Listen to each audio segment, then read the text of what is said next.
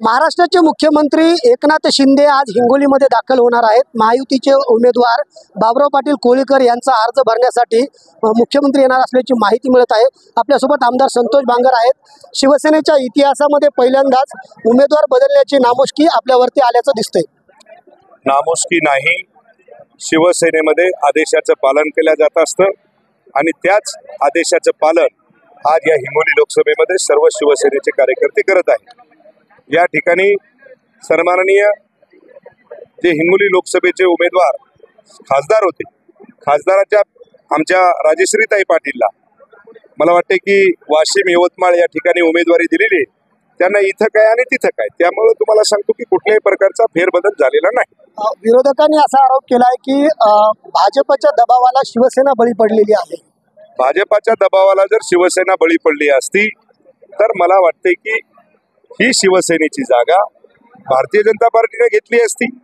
या महाराष्ट्राचे मुख्यमंत्री आदरणीय एकनाथभाई शिंदे हे सक्षम आहेत, खमक्या नेतृत्व आहे। त्याच्यामुळे तुम्हाला सांगतो दबाव तंत्र वगैरे काही नाही। शिवसेना भारतीय जनता पार्टी एका नाण्याच्या दोन बाजू आहेत। सगळे वरून देवेंद्रजी फडणवीस साहेब असतील, अजितदादा असतील आणि आमचे साहेब असतील, हे बसून सर्व निर्णय घेत असतात, ध्यानात ठेवा।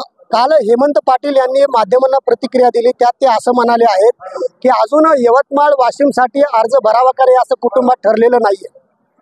एक ध्यानात ठेवा, साहेबांनी त्यांना आदेश दिले, त्या आदेशाचं ते पालन करतील। बरं, आपण जर पाहिलं तर लोकसभेमध्ये 400 पार करण्यासाठी जे काही बदल केलेले आहेत त्यामुळे तुम्ही 2 पाऊल मागे आलात का? त्या 400 मध्ये हिंगोली लोकसभेचा उमेदवार सन्माननीय बाबुरावजी कदम या ठिकाणी दाखल होतील। साहेब, काल एक तुमचं गाणं व्हायरल झालेलं होतं, ते नेमकं गाणं काय होतं आणि आता पुढचं गाणं काय असणार आहे? गाणं काहीच नाही, तुम्हाला सांगतो अपक्ष उमेदवार बाबुरावजी कदम 2019 ला उभे होते आणि आज बाबुरावजी कदमला उमेदवारी दिली। त्याच्यामुळे त्यावेळेस म्हणत होते शांता गेली शालू गेली आता कुणाचं नाव, आला बाबूराव आता आला बाबूराव, आणि हाच बाबूराव आता जाणार दिल्लीमध्ये। आला बाबूराव आता जाणार बाबूराव दिल्लीमध्ये सन्माननीय एकनाथभाई शिंदे यांना मतदान करण्यासाठी। साहेब, शिवसेनेचा हा बालेकिल्ला राहिलेला आहे। या निवडणुकीमध्ये तुमच्या उमेदवाराचं विजयाचं गणित कसं असेल? गणित काहीच नाही, आज फॉर्म भरायचा आणि 4 तारखेला तुमच्या माध्यमातून आमचा विजयाचा गुलाल दाखवायचा। किती मताधिक्य मिळेल असा विश्वास आहे? किमान 3 लाखाच्या वर। किती? 3 लाखाच्या वर बाबुरावजी कदम हे विजयी होणार आहे। विरोधक म्हणतात की शिवसेना आमदार संतोष बांगर हे वारंवार भूमिका बदलत आहेत उमेदवाराविषयी। भूमिका बदलण्याचं काम नाही, तुम्ही तर सालगडी झाले ना हो सोनिया गांधीचे। अरे आम्ही सरसेनापती बाळासाहेब ठाकरे यांचे वारस आहेत। खमक्या छत्रपती शिवाजी महाराजांच्या नंतर जो बाळासाहेबाचा भगवा ध्वज, छत्रपतीचा जो भगवा ध्वज सरसेनापती बाळासाहेब ठाकरेंनी वाचवला, त्या ध्वजाला घेऊन आम्ही चाललोय, त्या भगव्याला घेऊन आम्ही चाललोय।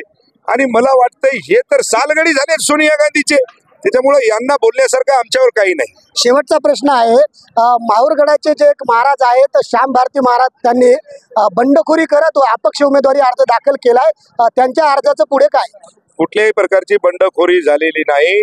श्याम भारती महाराज हे तुम्हाला सांगतो की त्यांना वाटत होते की आपल्याला तिकीट भेटणार आहे, त्याच्यामुळे त्यांनी ती उमेदवारी भरली असावी। येणाऱ्या 2-4 दिवसामध्ये त्यांची उमेदवारी मागे घेऊन ते आमच्या सोबत खांद्याला खांदा लावून काम करतात। नक्कीच सर, हे होते शिवसेना आमदार संतोष बांगर। आणि आला बाबूराव या गाण्याच्या सॉन्ग नंतर दिल्लीमध्ये जाणार बाबूराव असं बांगर म्हणाले आहेत। मात्र लोकसभा निवडणुकीच्या निकालानंतरच नेमकं कोण बाजी या मतदारसंघात मारणार याकडे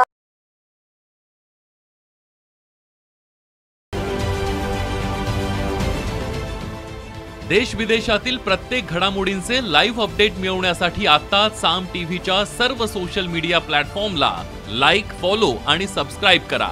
तसंच सर्व नोटिफिकेशनसाठी बेल आयकॉन प्रेस करायला विसरू नका।